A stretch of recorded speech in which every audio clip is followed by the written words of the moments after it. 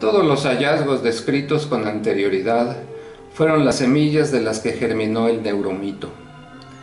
En 1970, Robert Ornstein lanzó la hipótesis de que los occidentales utilizan principalmente la mitad izquierda de sus cerebros, el hemisferio izquierdo, la cual estaba muy bien entrenada gracias a que se centran con mayor frecuencia en el lenguaje y en el pensamiento lógico, a la vez que se relega el uso del hemisferio derecho, por lo que se tiene bajo desarrollo emocional y pensamiento intuitivo escaso. Así es como Ornstein asocia el hemisferio izquierdo con el pensamiento lógico y analítico de los occidentales y el hemisferio derecho con el pensamiento emocional e intuitivo de los orientales. Por tanto, de acuerdo con él, el dualismo tradicional entre inteligencia e intuición está en concordancia con un orden fisiológico cuyo fundamento es la diferencia entre los dos hemisferios cerebrales. Por lo que se sabe en la actualidad, además del altamente cuestionable aspecto ético de las ideas de Ornstein, estas son el resultado acumulado de malas interpretaciones y distorsiones de resultados científicos.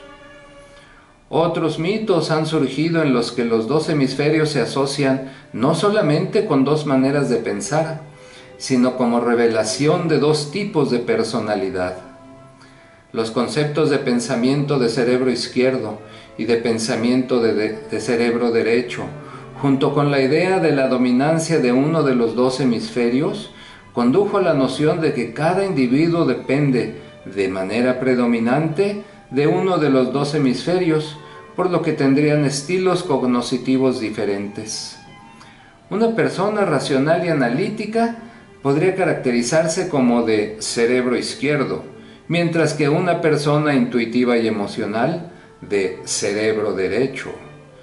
Tales estilos cognitivos, promovidos por revistas de estanquillo, libros de autoconocimiento y un sinnúmero de conferencias, se hicieron populares y sin mucha discusión encontraron eco sobre su aplicación en la educación. Una de las cuestiones abordadas fue, sin duda, si las escuelas estaban adoptando métodos que hicieran que el estudiantado utilizara todo su cerebro, o si se centraban en métodos que privilegian la aritmética y el lenguaje, por lo que solamente se le da importancia al cerebro izquierdo. La idea de que los occidentales utilizan más el cerebro izquierdo se expandió tan rápida y fácilmente que muchos educadores y sistemas educativos pronto aceptaron como verdad incontrovertible la idea de los hemisferios para recomendar a las escuelas que modificaran sus métodos de enseñanza para adoptar el enfoque de hemisferios dominantes. Educadores como Hunter y Torrance adujeron que los programas educativos estaban diseñados principalmente para el hemisferio izquierdo y como resultado se diseñaron nuevos métodos que buscaban involucrar a los dos hemisferios o enfatizar actividades relacionadas con el hemisferio derecho. Un ejemplo es que en lugar de solamente leer el libro de texto, hemisferio izquierdo, el maestro también debería mostrar imágenes, hemisferio derecho. Otros métodos utilizan música, metáforas, meditación o actividades para sincronizar a los dos hemisferios. Todo ello tiene su parte positiva, pues han servido para hacer avanzar a la educación por medio de la diversificación de sus métodos. Sin embargo, lo cuestionable es que tomaron sus fundamentos de teorías científicas del cerebro mal interpretadas. Por otro lado, no existe evidencia que indique alguna correlación entre el grado de creatividad y la actividad del hemisferio derecho. Un análisis reciente sobre imagenología cerebral y procesamiento de emociones concluye que tal procesamiento no puede atribuirse exclusivamente al hemisferio derecho. Similarmente, no se tiene evidencia científica de que el análisis y la lógica dependan del hemisferio izquierdo, o de que este hemisferio es el asiento de la aritmética o la lectura.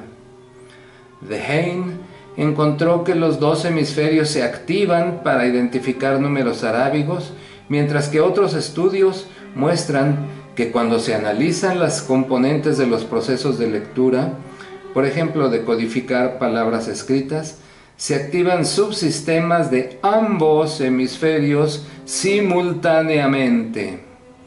Se ha encontrado que aún la capacidad asociada con el hemisferio derecho, codificar relaciones espaciales, se ejecuta por los dos hemisferios, pero de diferente manera para cada uno.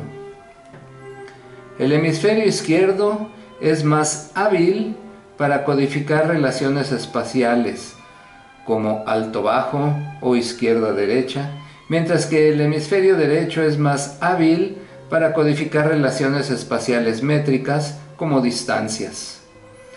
Los estudios imagenológicos del cerebro han revelado que aún en estos casos específicos se activan áreas de ambos hemisferios para trabajar juntas. Un hallazgo quizás más sorprendente es que el hemisferio dominante para el lenguaje no está conectado necesariamente a si la persona es diestra o zurda como se pensaba. Una idea muy extendida es que la gente diestra tiene su lenguaje a la izquierda y viceversa, pero 5% de los diestros tienen sus principales áreas relacionadas con el lenguaje en el hemisferio derecho y cerca de 1/3 de zurdos tienen sus principales áreas del lenguaje en el hemisferio izquierdo.